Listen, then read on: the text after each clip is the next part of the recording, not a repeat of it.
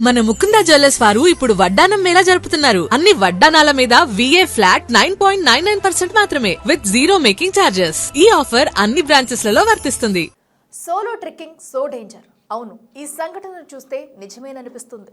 కర్ణాటకలోని ఓ పర్వత ప్రాంతానికి ట్రెక్కింగ్కు వెళ్లిన ఓ కేరళ యువతి ఏకంగా 3 రోజుల పాటు అడవిలో చిక్కుకుపోయింది. కనుచూపు మేర మనుషులు కనిపించలేనంత దూరంగా వెళ్లిపోయింది. చివరికి ఎటు వెళ్లాలో తెలియక ఓ పాడుబడ్డ బంగ్లాలో సేద తీరింది. అక్కడే 72 గంటల పాటు బిక్కుబిక్కుమంటూ గడిపింది.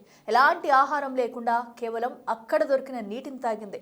టూరిస్ట్ అదృశ్యంపై రెస్క్యూ బృందాలు ఏకంగా 60 మందితో గాలింపు చర్యలు చేపట్టారు. 3 రోజుల పాటు రెస్క్యూ బృందాలు శ్రమించి టూరిస్టును సురక్షితంగా బయటకు తీసుకొచ్చాయి.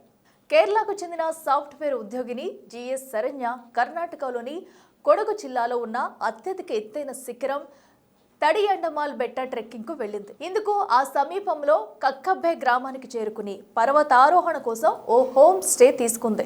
శరణ్య ఏప్రిల్ 2వ తేదీన ట్రెక్కింగ్ కు బయలుదేరింది. ఫారెస్ట్ అధికారులు చెక్ పోస్ట్ లో ఆమె వివరాలు నమోదు చేసుకున్నారు. అడవి జంతువుల కారణంగా ఒంటరిగా వచ్చిన శరణ్యను ఫారెస్ట్ అధికారులు ఓ టూరిస్ట్ గ్రూప్ లో చేర్చారు. ఆమె గైడ్ తో సహా సుమారు 15 మంది గ్రూప్ తో ట్రెక్కింగ్ కు వెళ్ళింది. అయితే ట్రెక్కింగ్ సమయంలో ఆమె మధ్యలో దారి తప్పింది. ట్రెక్కింగ్ చేస్తూ పట్టి ఘాట్ రిజర్వ్ ఫారెస్ట్ వైపు వెళ్ళింది. దారి తప్పిపోయానని తెలుసుకుని చేసేదేం లేక ఆమె హోమ్ స్టే సిబ్బందికి ఫోన్ చేసి చెప్పింది. ఆ తర్వాత కొద్దిసేపటికే శరణ్య సెల్ ఫోన్ సిగ్నల్ సైతం కట్ అయింది. దీంతో ఎటు వెళ్లాలో తెలియక శరణ్య అక్కడే ఓ పాడుపడ్డ బంగ్లాలో సేద తీరింది. శరణ్య మిస్సింగ్ పై హోమ్ స్టే సిబ్బంది పోలీసులకు ఫిర్యాదు చేశారు. దీంతో వెంటనే పోలీసులు శరణ్య కుటుంబ సభ్యులకు సమాచారం ఇచ్చారు. శరణ్యపై వన్యప్రాణులు దాడి చేసే అవకాశం ఉందని కుటుంబ సభ్యులు, పర్యాటకులు ఆందోళన చెందారు. ఈ వార్త వైరల్ కావడంతో శరణ్యను రక్షించాలని కేరళ సీఎం విజయన్ కర్ణాటక సీఎం కు లేఖ సైతం రాశారు.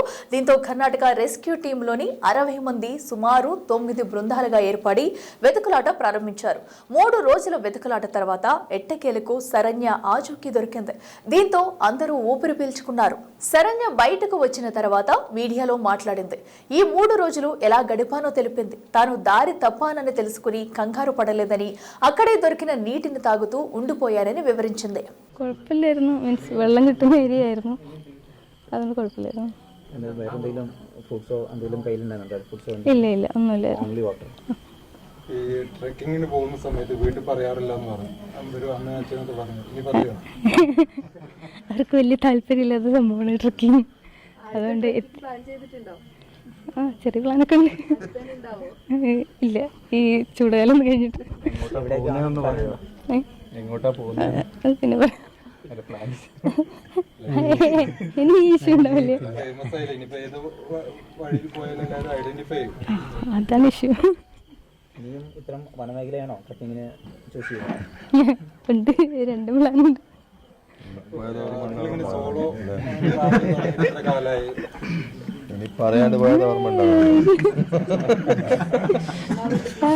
അങ്ങനെയൊന്നുമില്ല, ഞാൻ റാൻഡം ആയിട്ട് പോകാറുണ്ട്, സോളോ ആയിട്ട് പോകാറുണ്ട്, ടീമായിട്ട് പോകാറുണ്ട്. പുറത്ത് വന്നു അച്ഛനമ്മയും ഫോണിൽ വിളിച്ചല്ലോ, ഒരു മൊമെന്റും വീട്ടിൽ വന്ന് ഇവരെ കണ്ടു, ആൾക്കാരൊക്കെ കണ്ടപ്പോഴുള്ള ഒരു മൊമെന്റ് എത്രത്തോളം ഹാപ്പിയാണ്? വളരെ ഹാപ്പിയാണ്. ഞാൻ ഇത്രയും മീഡിയ അറ്റൻഷൻ ഇത്ര എന്തായിട്ടുണ്ടാവും അറിഞ്ഞില്ല. സംസാരിക്കുന്ന സമയത്ത് പറഞ്ഞു ഒരു 3 മണിക്കൂർ കൊണ്ടൊക്കെ തിരിച്ചു വരാവുന്ന ചെറിയൊരു ട്രക്കിംഗ് ആണ്, അതുകൊണ്ടാണ് ഫുഡ് ഒന്നും എടുക്കാതെ പോയതെന്ന് പറഞ്ഞു. ചെയ്തതിൽ ഏറ്റവും വലിയ പീക്ക് ഏതാണ്? ചെയ്തതിൽ ഇല്ല, അഗസ്ത്യാർകൂടം, കേരളത്തിലെ അഗസ്ത്യാർകൂടം, പിന്നെ കുതിരമുഖ. ഇത് സോളോ ട്രിപ്പായിരുന്നു ഈ പോയത്? പറ്റിക്കണം. ഇങ്ങനൊരു അബദ്ധം പറ്റിയപ്പോൾ വേണ്ടായിരുന്നു എന്ന് തോന്നിയിട്ടുണ്ടോ? ഇല്ല, വഴി തെറ്റിയപ്പം തെറ്റിയെന്ന് തോന്നിയൊരു മൊമെന്റിൽ തിരിച്ച് സെയിം വേ പീക്കിലേക്ക് തിരിച്ച് കയറിയാൽ മതിയായിരുന്നു തോന്നിയിട്ടുണ്ട്. പിന്നീട് ഈ 3-4 രാത്രികൾ അവിടെ അങ്ങനെ പാറപ്പുറത്ത് പറഞ്ഞല്ലോ, വന്യമൃഗ ശല്യമുള്ള മേഖലയാണ്, ബുദ്ധിമുട്ടുണ്ടായിരുന്നു, എങ്ങനെയായിരുന്നു? ഇല്ല ഇല്ല, ബുദ്ധിമുട്ടൊന്നും നൈറ്റിലൊക്കെ ഇപ്പം എന്താണ് കൈവശം ഉണ്ടായിരുന്നത് അവിടെ കിടക്കാൻ? എങ്ങനെയാണ് ദിവസങ്ങൾ കടന്നു പോയത്? ഒരു ക്യാമറ, ഓഫായ ഫോണ്, പിന്നെ ജാക്കറ്റ് ഉണ്ടായിരുന്നു, ഇത്രയൊക്കെ ഉണ്ടായിരുന്നുള്ളൂ. പിന്നെ വെള്ളം കിട്ടുന്ന ഏരിയ ആയിരുന്നു, അതുകൊണ്ട് കുഴപ്പമുണ്ടായിരുന്നില്ല വെള്ളം കുടിച്ചിരിക്കാൻ. പുറത്തെല്ലാവരും ടെൻഷനിലായിരുന്നു, ഫാമിലിയും നാട്ടുകാരൊക്കെ. അവിടെ നല്ല കൂളായിരുന്നല്ലേ? ഫോൺ ഓഫ് ആയതുകൊണ്ട് ഒന്നും അറിഞ്ഞില്ല.